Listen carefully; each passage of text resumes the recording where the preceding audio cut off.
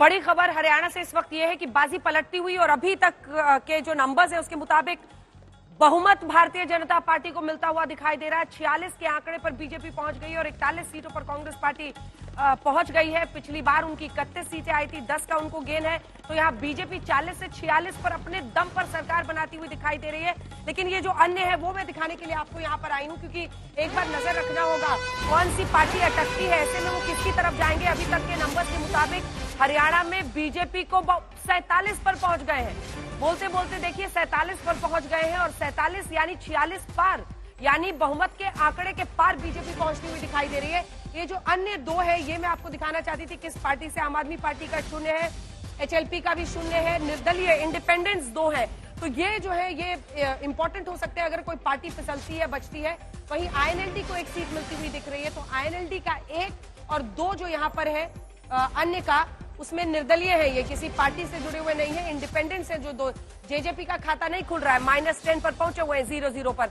लेकिन फिलहाल देखिए ये बड़ी खबर इस वक्त की है, क्योंकि अभी अगर ये इशारा है कि 47 पर 10 बजते बजते बीजेपी पहुंच रही है, तो बहुमत के आंकड़े के वो पार 46 के पार पहुंचते हुए दिखाई दे रहे हैं।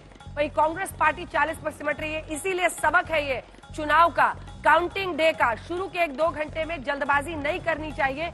हालांकि आपने सुना अनिल विज हमला कर रहे थे राहुल गांधी पर सीधा, और उन्होंने कहा कि मोहब्बत की दुकान में वो नफरत का सामान बेचते हैं, जलेबी का स्वाद बिगड़ जाएगा। ये अनिल विज बीजेपी की तरफ से बोलते हुए। लेकिन फिलहाल 47 के साथ ये बहुत बड़ा फेरबदल शुरुआती 2 घंटों में 8 बजे से रुझान आने शुरू हुए थे, और शुरुआती 2 घंटों में अगर बीजेपी 47 पर पहुंच गई है और कांग्रेस पार्टी सिर्फ 9 सीटों के गेन के पास 40 पे अटकती है, तो किसी और के साथ भी सरकार बनाने की स्थिति नहीं दिख रही है। यहाँ पर बीजेपी 47 अभी तक के रुझानों के मुताबिक सरकार बनाने की स्थिति में साफ दिखाई दे रही है। ये बड़ी जीत कहलाएगी अगर ऐसा हो जाता है, क्योंकि आज तक हरियाणा में नहीं हुआ है।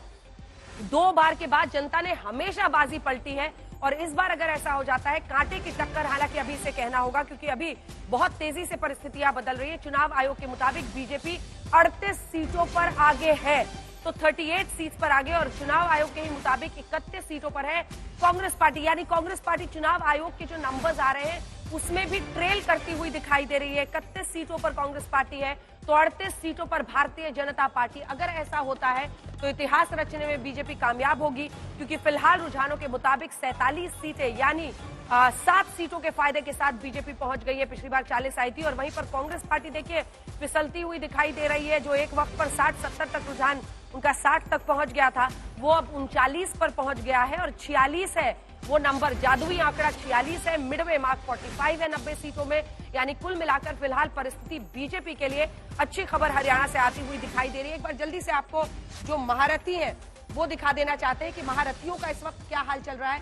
तो इसमें अभय सिंह चौटाला तो एलनाबाद सीट से आगे चल रहे हैं, लेकिन खुद अंबाला कैंट से अनिल विज, जो कि एक बड़े मतलब लगातार वो जीत रहे हैं, 6 बार के विधायक रहे हैं, ऐसा उनके समर्थक कहते हैं कि 7वीं बार भी वो जीतेंगे इस पूरे इलाके में। संघ का भी काफी दबदबा है, पूर्व कैबिनेट मंत्री हैं। जब नायब सिंह सैनी का ऐलान हुआ था बैठक के अंदर से, वो नाराज होकर निकल गए थे।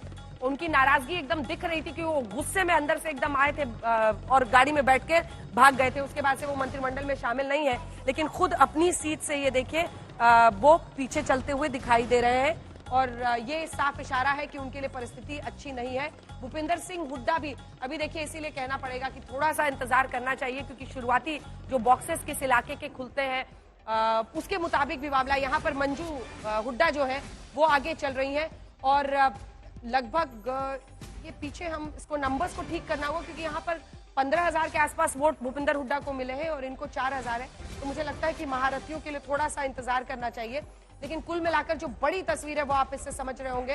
हालांकि दुष्यंत चौटाला की सीट पर भी नजर रखनी चाहिए। दुष्यंत चौटाला अपनी सीट पर पीछे चल रहे हैं, भव्य बिश्नोई आगे चल रहे हैं। कुलदीप बिश्नोई के बेटे हैं, कांग्रेस पार्टी से कुलदीप आ चुके थे बहुत पहले में। और ये देखिए ये वाली जो है ये भी इंटरेस्टिंग है, क्योंकि जुलाना से अब देखिए विनेश फोगाट आगे हो गई हैं जुलाना सीट से। मुलाना सीट जो कि एससी रिजर्व सीट है, वहां से पूजा कांग्रेस पार्टी की आगे चल रही है। सावित्री जिंदल बीजेपी से टिकट नहीं मिलने के बाद नाराज होकर निर्दलीय चुनावी मैदान में उतरी थी, और वो फिलहाल हिसार की सीट से पीछे चल रही हैं। श्रुति चौधरी तो शाम से पीछे चल रही हैं। ये किरण चौधरी की बेटी है। किरण चौधरी भी हाल ही में कांग्रेस पार्टी छोड़कर आ गई थी और राज्यसभा भी उन्हें भारतीय जनता पार्टी ने भेज दिया है। लेकिन कुल मिलाकर जो परिस्थिति फिलहाल दिख रही है उसमें हरियाणा पर आपको नजर रखनी होगी, क्योंकि हरियाणा में साफ संकेत ऐसे मिल रहे हैं कि अब बीजेपी बहुमत की तरफ बढ़ गई है और 47-46 के बीच में वो कुछ देर से चल रहे हैं। वहीं कांग्रेस पार्टी नीचे आ गई है। जो एक क्लियर बहुत बड़ा फासला था। कांग्रेस पार्टी बहुत आगे चल रही थी, लगभग 60 सीटों तक पहुंच गई थी। वो मामला फिसलता हुआ दिखाई दे रहा है। एक बार जाटलैंड की तस्वीर जल्दी से आपको दिखा देते। ये जाटलैंड में 10 सीटों का फायदा होता हुआ बीजेपी को बहुत बड़े संकेत है विनोद जी। 10 सीटों का देखिए, कांग्रेस पार्टी 5 सीट का नुकसान अगर यहां पर, तो क्या जो जाट वोट है वो बट गया? अभी बहुत जल्दबाजी है, अभी बहुत सारा एनालिसिस आप कल तक सुनेंगे। लेकिन ये जाटलैंड का नजारा मैं दिखाना चाहती थी, क्योंकि यहीं से अगर ये बड़ा बदलाव हुआ है तो यहीं से दिखाई दे रहा है। हालांकि जेजेपी प्लस हो या फिर आईएनएलडी हो बीएसपी के साथ, इनका तो आंकड़ा 0 का रह गया है। लेकिन कांग्रेस पार्टी यहां पर 5 सीटों के नुकसान के साथ 7 पर पहुंची और बीजेपी 7 सीटों के फायदे के साथ अगर 10 पर पहुंच जाती है तो ये उनके लिए एक बहुत बड़ी कामयाबी होगी। इसी के साथ जल्दी से कुरुक्षेत्र का इलाका आपको दिखा देते हैं, क्योंकि बहुमत के आंकड़े पर बीजेपी पहुंची है। तो कुरुक्षेत्र में अभी भी कांग्रेस पार्टी अच्छा कर रही है। 15 सीटों के साथ वो है, 6 सीटों का फायदा है। लेकिन बीजेपी 3 सीटों का ही नुकसान, उनका नुकसान घटा है। पहले 10 सीटों का नुकसान था, अब वो 11 पर पहुंचे हैं 3 सीटों के नुकसान के साथ। बागड़ का इलाका जल्दी से आपको दिखा देते हैं। बागड़ के इलाके में कांग्रेस पार्टी 5 सीटों के फायदे पर है और बीजेपी 1 सीट के फायदे के बाद है। अहिरवाल वाला पूरा इलाका जहां पर देखिए ये सबसे बड़ा, और पिछली बार भी उन्होंने यहाँ बेस्ट परफॉर्मेंस उनकी यही रही है। वहां पर एकदम साफ संकेत मिल रहा है। देखिए ये पूरा इलाका है, भिवानी, बवाल, बल्लभगढ़, ये पूरा इलाका, फरीदाबाद भी इसमें आता है, अटेली है, महेंद्रगढ़ है, रेवाड़ी है, सोना, तोशान, नूह का इलाका है, पलवल का इलाका है, पटौदी है, होडाल है, हल्तिन है, गुड़गांव का पूरा क्षेत्र है। यहां पर बीजेपी एक बार फिर बहुत अच्छा कर रही है और पिछली बार के 17 सीटों के फायदे से भी आगे बढ़कर वो इस बार 21 सीटों पर अभी तक के रुझानों के मुताबिक आगे चल रही है। वहीं कांग्रेस पार्टी 6 सीटों पर आगे चल रही है, 1 का यहां पर उनको नुकसान होता हुआ दिख रहा है।